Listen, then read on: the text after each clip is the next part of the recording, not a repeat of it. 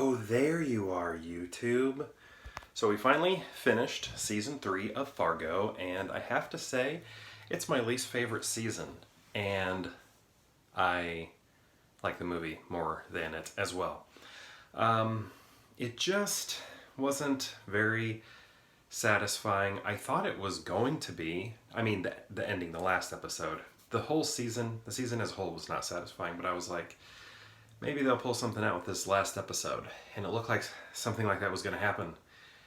And then it didn't, but that's just kind of how Fargo is with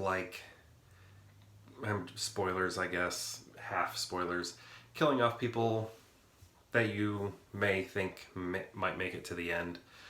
I don't know. It was just also the characters I was most interested in just felt like side characters, where in previous seasons and the movie, that character would normally be leading the show.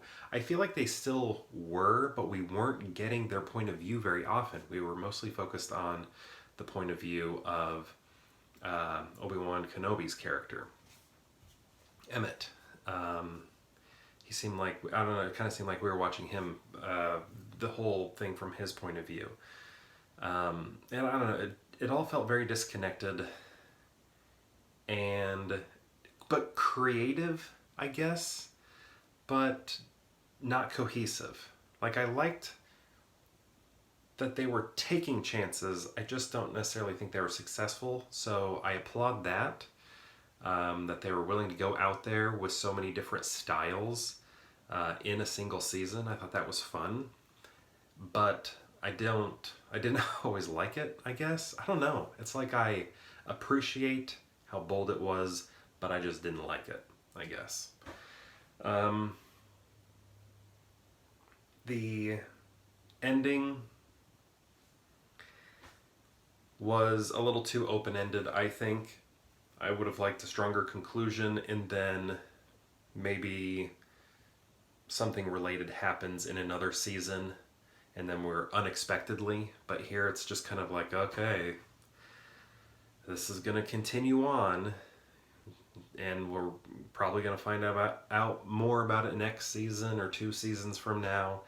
And it was just like, why didn't you just end this or find a way to conclude it so that when it comes back up later, we're like, oh, I didn't know it was going to come back. Wow. But now it's just like I'm waiting for it and I'm going to be bored when it does.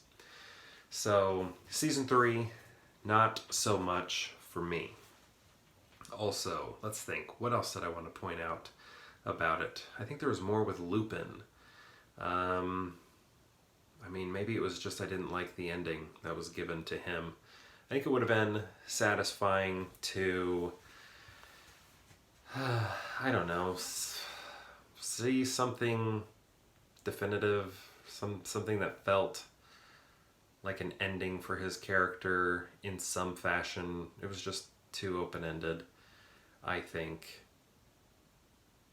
in a way that it was like, this is going to happen again. This is going to circle back at some point. I don't want to be waiting for that. I'd rather be thinking it's over and then, oh, it's back.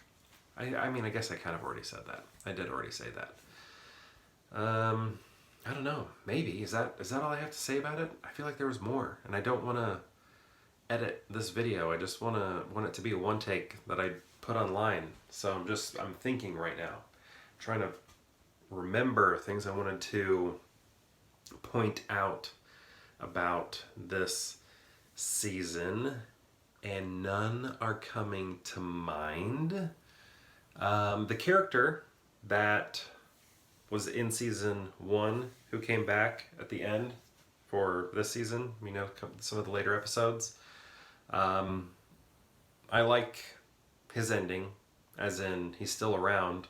So I'd like to see what happens with him in the future, because I would like to see, I mean, we may not see anything with him again, but I would like to see him show up in another season. I think that would be fun. Also, season 4, which has not started, I thought it did, but it did not. Starts at the end of this month, near the end of this month.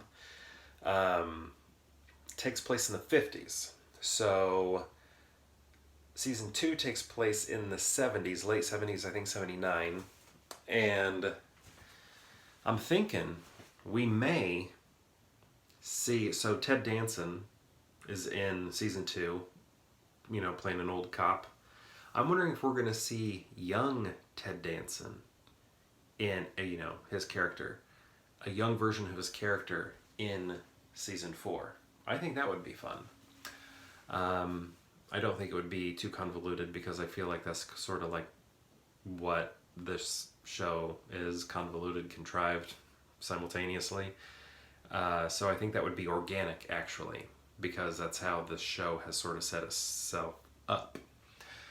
So I think that would be cool. I'm just curious to see, now that I know there's some overlap with the seasons in terms of like crossover characters, I'm curious as who will do that for this next season, which takes place in the 50s. And I'm thinking it's going to be Ted Danson's character. Could be wrong, but that's my guess. Yeah, season 3, not so much for me, but I applaud how bold it was in its varied styles of storytelling. But overall, I would have liked to have seen more Carrie Coon and had her on screen more. I'm just interested in her character and just her as an actress. I mean, I've seen her in very few things, but what I've seen her in, I really like her in. So I was just excited to see that, assuming she would be like the main character. I mean, I guess she kind of is, but she's not on screen very much. And I just wanted to see her more and didn't get a chance. So that was disappointing. Just disappointing season. I'm hoping it would be great if there was like a contemporary season that takes place like in real time. Not, like 2021 or something like that. And that follows her character and she really is the lead. That would be cool. I didn't think she got enough, and I wanted to see her more. So I don't know if there were more things I was going to say. I can't remember them, but overall, season 3 is a disappointment. I'm going to rank them now. I'm going to toss out the movie. Movie is different animal. I mean, it's very similar, but they should. I wonder if there is crossover. There's probably crossover that I just haven't noticed yet. But I like the seasons in the order in which they're made. First is my favorite, then second, and then third is like pretty far down. So it's not gradual. It's like gradual down and then so 3, again, not so much for me. Anyway, I think that's going to do it. So perhaps I'll see you tomorrow for more Peer Hangout.